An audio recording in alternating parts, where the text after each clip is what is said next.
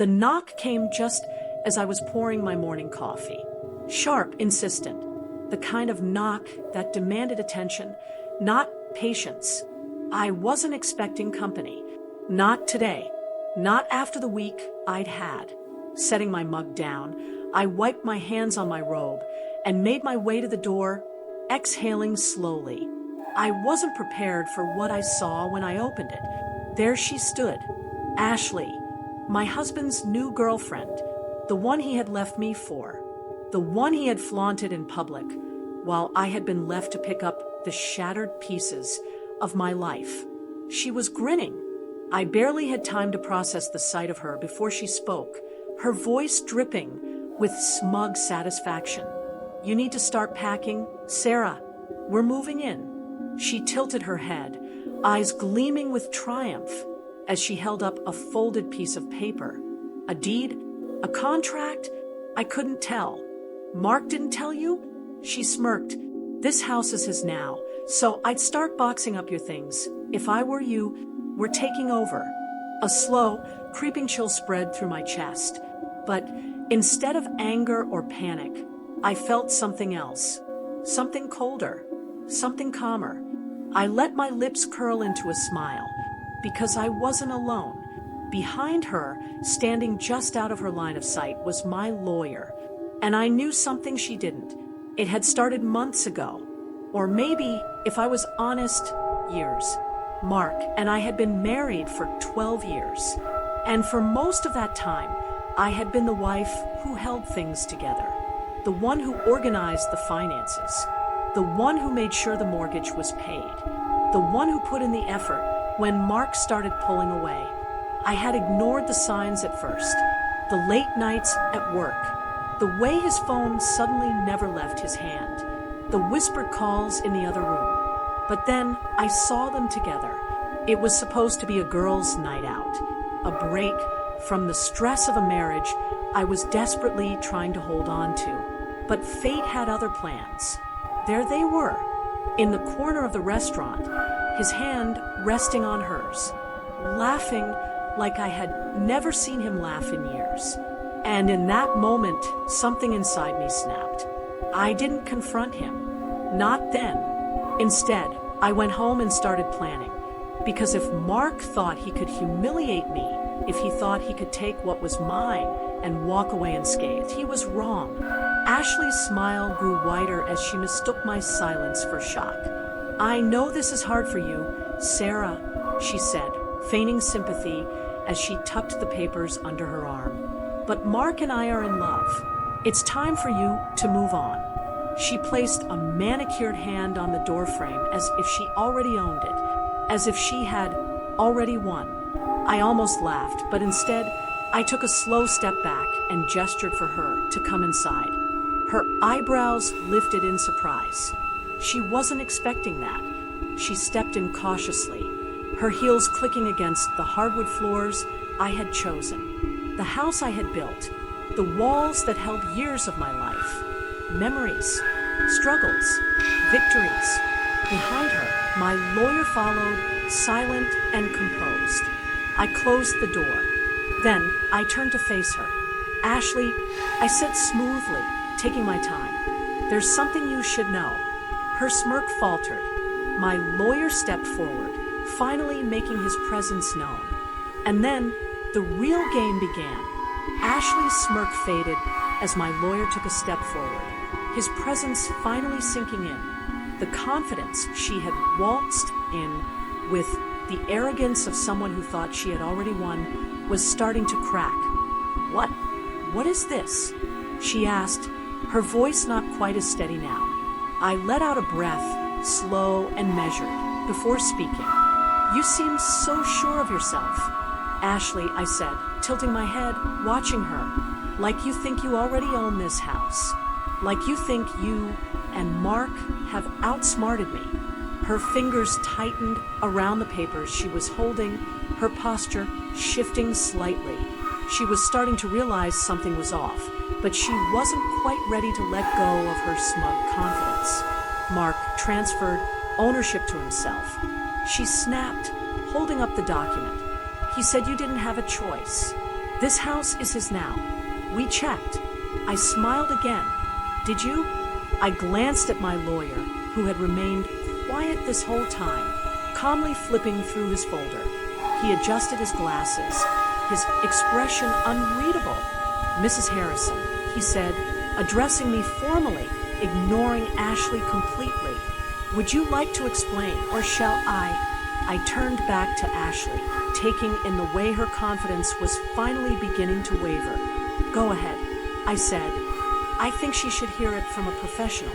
My lawyer cleared his throat and looked at Ashley, who was gripping the papers now, like they were a lifeline. You see, miss? Ashley, is it? He didn't wait for her answer. The house wasn't Mark's to give away. Silence. Ashley blinked. What? My lawyer continued, his tone patient, almost amused. This house, he gestured around us, was never in Mark's name. Not before, not now, and certainly not in the divorce proceedings. Ashley's face paled slightly, but she recovered quickly, shaking her head. That's not true, she scoffed. Mark told me. Mark lied, I cut in. She opened her mouth, but no words came out. I turned and walked to the side table near the entrance, picking up a very different set of papers. The real documents. I held them up between my fingers. This house was mine before I even met Mark, I said, my voice calm, firm. It was left to me in my grandmother's will. I never added Mark to the deed, no matter how many times he asked. He had no legal claim to it during our marriage, and he certainly doesn't have one now. Ashley's lips parted, but she still said nothing. I took a step closer. Whatever paperwork he gave you, whatever promises he made, it's worthless. The silence between us stretched for a long moment, and then the realization hit her. I saw it in her face, the way her smugness turned to confusion, then doubt, and finally panic. Mark had always underestimated me. I remembered the way he used to laugh when I insisted on keeping certain things separate. Why does it matter? He would say, we're married. What's mine is yours, and what's yours is mine. Except in his mind, that had never been true. What was mine was his, and what was his was only his. I had seen it early on, the way he'd casually take money from our joint account, but hesitate when it came to sharing anything of his. I had ignored it then. I told myself that marriage was about trust, about compromise. I had trusted him, and he had bet on me being too naive, too emotionally wrecked by his betrayal to fight back. But what he didn't know, what neither of them knew, was that I had been fighting back since the day I saw him with her. Ashley took a shaky breath and squared her shoulders. Mark said the house was his. She repeated, but this time it sounded more like she was trying to convince herself. He said he worked it out with the lawyers. My lawyer sighed, closing his folder. He worked nothing out. He said bluntly, what he did was attempt to file fraudulent paperwork, which I assume is what you're holding right now. Ashley's grip on the papers loosened slightly. I folded my arms and waited, letting the silence do the rest of the work. And then she snapped, that bastard. She muttered under her breath, her voice shaking with anger. I raised an eyebrow. Is something wrong, Ashley? She turned toward me so fast I almost laughed. He told me this was his house. He said he was throwing you out. He said we could move in and start over.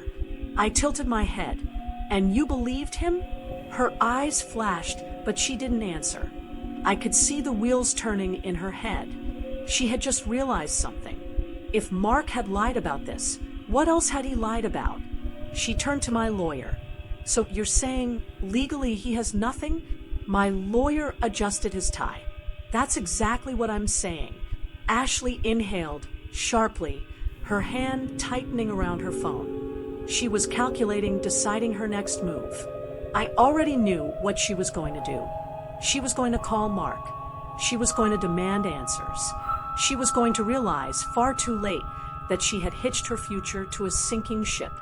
I let the corner of my mouth twitch up in amusement. She thought she was walking into a victory. Instead, she was walking into a lesson, one that Mark had learned the hard way. Ashley's hands were shaking as she gripped her phone, her manicured nails tapping furiously against the screen. I watched with mild amusement as she scrolled through her contacts, her breath coming in short, angry bursts. She was panicking. The shift in her demeanor was almost comical. Just minutes ago, she had stood in my doorway, victorious, certain that she was moving into my house. Now she was scrambling, desperate to understand just how badly she had been played. I leaned against the kitchen counter, watching the inevitable unfold. She hit dial. The phone rang once, twice. Then Mark answered. "Hey, babe." Mark's voice rang through the speaker, confident, cocky, completely unaware of the storm brewing on the other end. Ashley didn't waste a second. "You lying piece of garbage," she shrieked, her voice rising with every word. "You told me the house was yours, that we were moving in, that you threw Sarah out." Silence. I could practically hear Mark blinking in confusion on the other end. What? Ashley spun toward me, eyes blazing. "Tell him." I smirked and took a slow sip of my coffee before setting the mug down. "Hey, Mark," I said smoothly. "Interesting day. We're having..." "Huh?" There was another pause. Longer this time. Then his voice returned, but it wasn't as confident anymore. "What's going on?" Ashley gritted her teeth. "What's going on?" "I'll tell you what's going on. I just showed up at Sarah's house, ready to move in like you told me. And guess what?" She turned back to me, eyes burning with fury. "Sarah still owns the house." I could almost hear Mark's stomach drop through the phone. That's not possible," he stammered. I filed the paperwork." Ashley cut him off. "You filed nothing. You lied to me.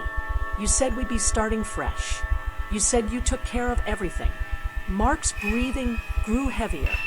He was realizing far too late that his brilliant plan had just fallen apart, and I was enjoying every second of it. "You don't understand," Mark said quickly. "I was going to fix it," Ashley scoffed. "Fix it? You told me we had nothing to worry about. You told me you got everything in the divorce." I raised an eyebrow at that. "Everything? Oh, Mark, you poor, delusional man." I crossed my arms and decided to help him out. "Mark, you didn't get the house. You didn't get the business. You didn't even get the joint account you tried to drain. The only thing you got was your car." Ashley turned back to the phone. "And that car is what? A 10-year-old sedan." Mark was silent. Ashley let out a bitter laugh. "Oh my God, you really have nothing." I watched her expression shift, something dangerous flickering in her eyes. She was starting to realize that Mark wasn't the prize she thought he was. Ashley inhaled sharply, pacing the room, gripping her phone so tightly her knuckles turned white. "I left everything for you, Mark," she hissed, voice shaking. "I believed in you. I trusted you." Mark was still scrambling, still trying to control the situation. "Baby, listen. Don't you dare baby me," she snapped. "You told me we'd be living in a beautiful house. You told me we'd be set for life. And now you're telling me you have nothing? That we have nothing?"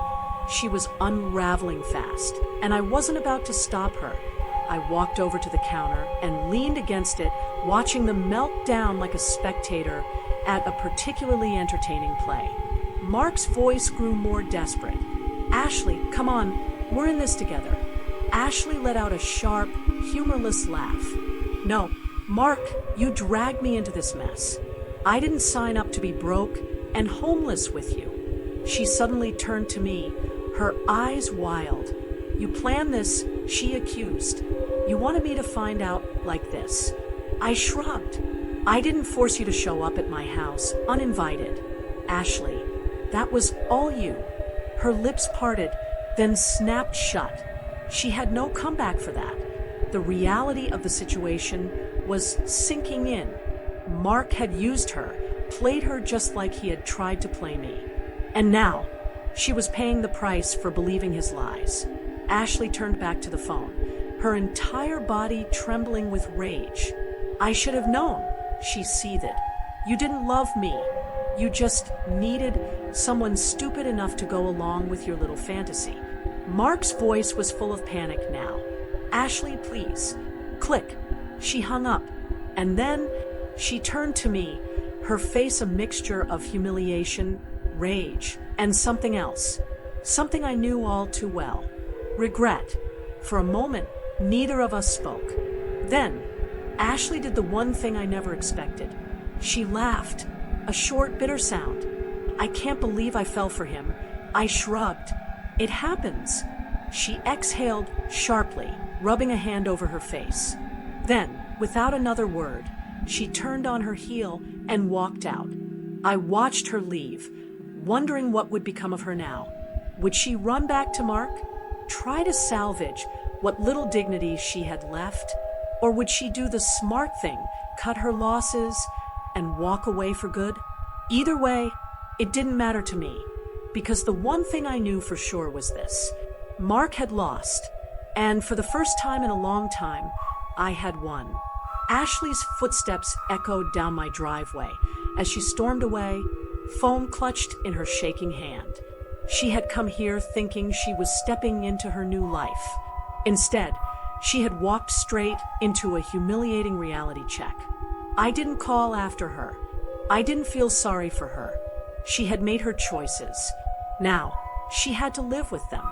I turned back to my lawyer, who was still calmly flipping through his notes, as if we hadn't just watched a woman's entire world collapse in real time. "Well," he said, finally looking up. "That was entertaining." I let out a small laugh, shaking my head. "She thought she won," I murmured. She really thought she had everything figured out. My lawyer smirked. That's what happens when people believe the wrong person. And with that, I closed the door, locking out the past for good. I barely had time to take a sip of my now cold coffee before my phone buzzed. Mark. I stared at the screen, debating whether to answer. A part of me wanted to ignore him, to let him stew in his mess. But another part of me wanted to hear the desperation in his voice. Curiosity won. I picked up, keeping my voice steady. "What do you want, Mark?" His breathing was uneven, laced with frustration and panic. "Sarah, whatever you told Ashley, you need to fix it. She just called me screaming, saying I ruined her life. You made me look like an idiot." I smirked, swirling my coffee with a spoon. "Mark, you did that all on your own." Silence. Then his tone shifted. "Listen, let's talk. We don't have to fight like this. We were married for 12 years. Sarah, you can't just throw me away like I'm nothing." I almost laughed at the pure hypocrisy. "Oh, but you could throw me away?" I asked, my voice cold now. "You could walk out, drain our accounts, move on with your younger upgrade, and expect me to just accept it. That's different." He snapped. I made mistakes, okay? But I was hurt too. We weren't happy." I let his words settle in the air for a moment. Then I asked, "Are you happy now, Mark?" More silence.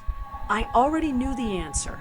As much as I wanted to hang up and never hear his voice again, I had one more thing to say.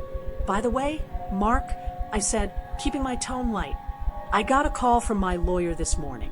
I heard him swallow.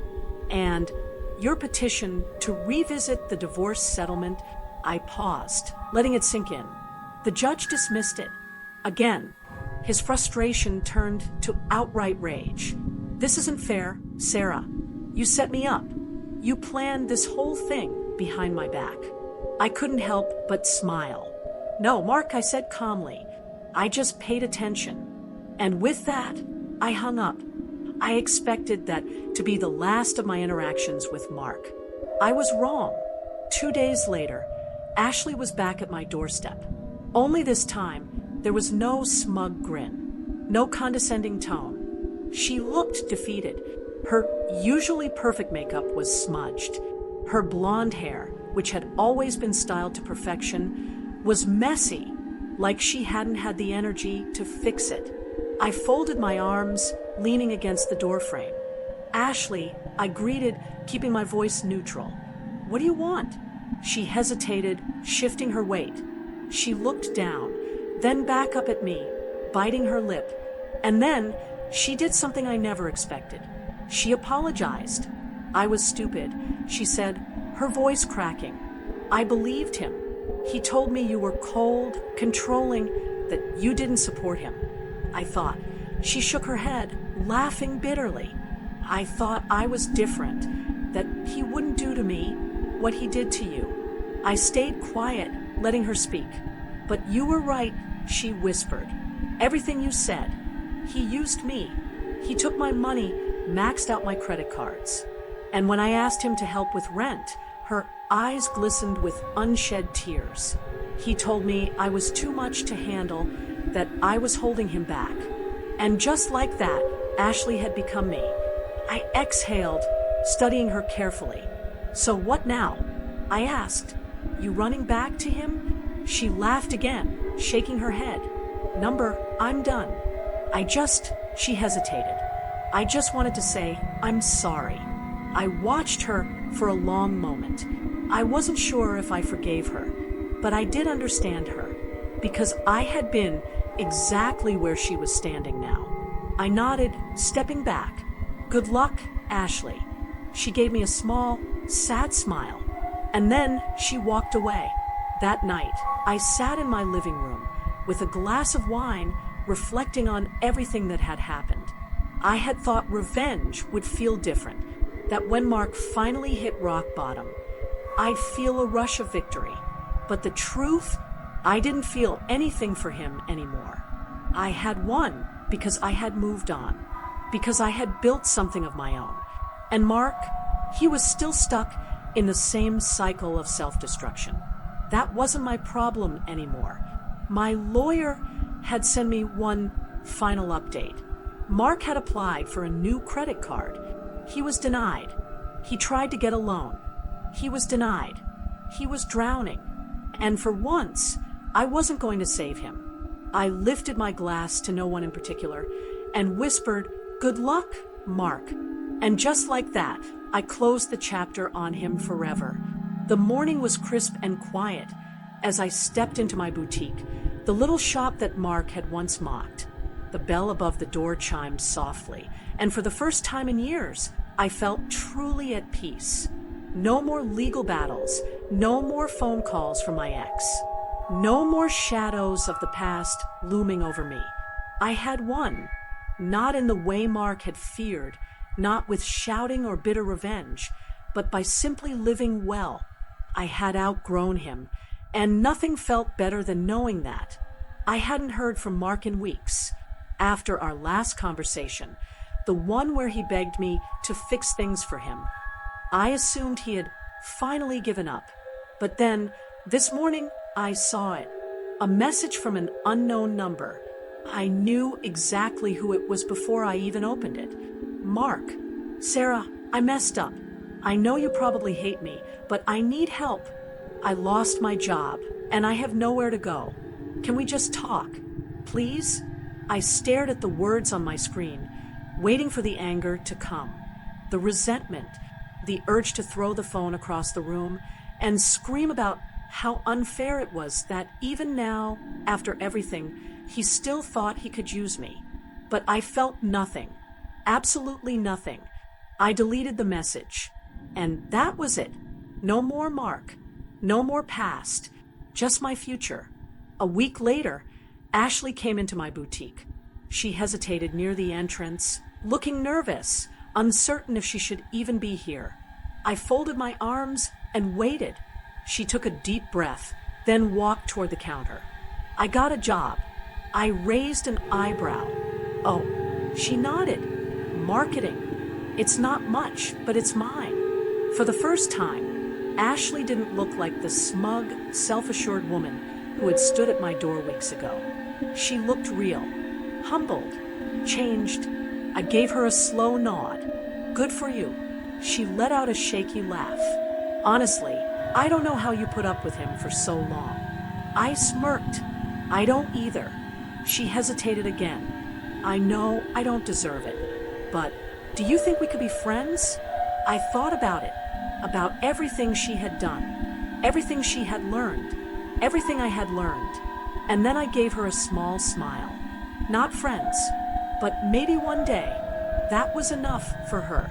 She nodded, bought a scarf from my boutique, and walked out the door, starting fresh, just like I had. It was a year later when I saw him again, at a gas station of all places.